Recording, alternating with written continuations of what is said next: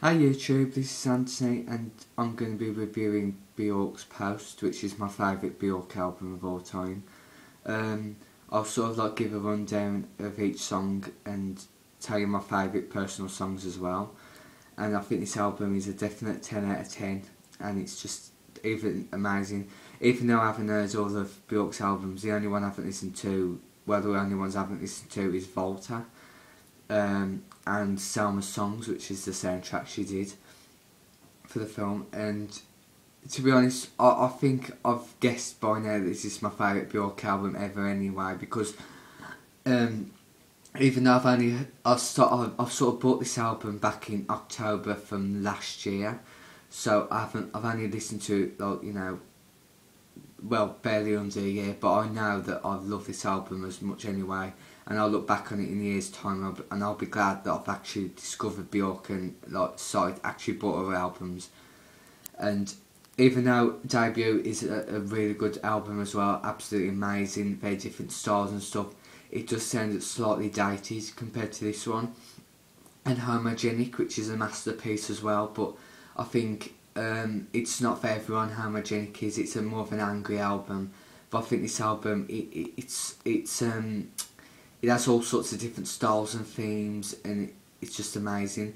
Even though it has a biggest hit, It's Oh So Quiet in this album, it shouldn't really just love this album because of that actual song, because all the songs on it are just as good, and it just flows together very nicely. And some of you might not even like Björk. I mean, it's not for everyone, but I just love it anyway. And it's just, yeah, I just want to give you my opinion on it. Even the logo on the back cover is just so iconic. It's just amazing. It sort of reminds me a bit of a Japanese anime or manga sort of thing, and it's just absolutely amazing. I would love to get all the singles that were off this album on CD, but they're quite rare, so I might get them off the internet and might make some sort of collection video. The opening, Army of Me, just draws you in immediately. It's a very industrial song, and it has some very strange background noises in it, and the video is very iconic as well. How she's driving that big vehicle, a huge vehicle, and he has all those little, I think there's sort of moths coming out of the tank at the front or something. I haven't watched it in a while, but that's what I remember. I remember she goes in this art gallery and there's all sorts of mirrors in there. It's just so bizarre but very artistic. Next is Hyper Ballad, which, to be honest, I'm going to be honest with you, when I first heard it I found it slightly dull, but when I started to listen to it even more I started to appreciate it and it started to get more memorable. And Hyper Ballad, that's what it means. It's a ballad that has slightly altered noises in the background, which makes it more up tempo. So yeah, Hyper Ballad, just amazing. The modern things, when you first listen to the intro, it's very electronic, and it also has some very strange noises in it. It sounds a bit like someone's underwater and is blowing bubbles at the surface. That's what it sounds like to me. but you know, as music itself, it just works. It just works so well. And then It's Oh So Quiet, which everyone knows. It's just brilliant, jazzy, big band song. And I love the video as well, how she's in that tyre shop and then she just starts dancing with all the extras, with the long hair and the orangey dress. And then there's Enjoy, which, you know, in a way, after the happiness of It's Oh So Quiet, it just goes to a much more darker, nightmarish song, which has some very loud, angry beats in it. In a way, it sounds a bit like something that's off Homogenic, angry album, I like to call it.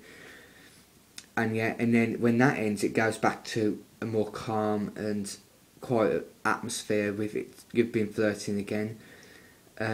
It's not a very long song, this one is, and then in a way it goes back to something which sounds slightly similar, but it goes to something a lot more dramatic and louder and breathtaking, Isabel, which has some jungle noises in it. It's just a flawless song, and the more I listen to it, the more amazing it's becoming, and it's just a masterpiece. Possibly Maybe, which just is a very, very mysterious, dark song. Not an angry song though, it's just, and he has some like telephone noises in the background when a telephone's ringing. Apparently this song was actually sampled off another song and Björk got in a bit of trouble over it, so some of you might know why. So yeah, amazing. I would love to get this single because I love the artwork. And then I Miss You, which a very, very bizarre song. I don't know what sort of style of music it is, but I can tell you about the music video because the if you remember the 90s show Ren and Stimpy, which I absolutely loved on Nickelodeon, the director they actually animated the video with Björk in it, and it's very in the style of Ren and Stimpy, and it works, it really works, and it just shows you how this album just has all sorts of different themes. The only other song that I can't really remember is Cover Me. I can't really remember much. I know it's a good song though, nonetheless, but sorry, I can't really remember. And then there's Headphones, which a lot of people know anyway, Björk fans, and I think one of the best songs that's not a single ever. It's just absolutely amazing and just drawn me in, and it's very dreamy, and just I love it.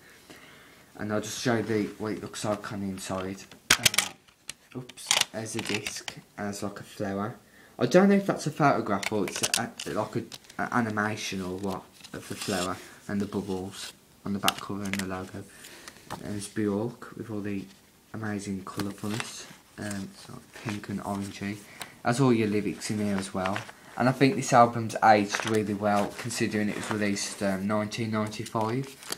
So this album's 17 years old, which scares me a bit because I feel so old now. Even though I've only had this album, like I said earlier, for like under a year.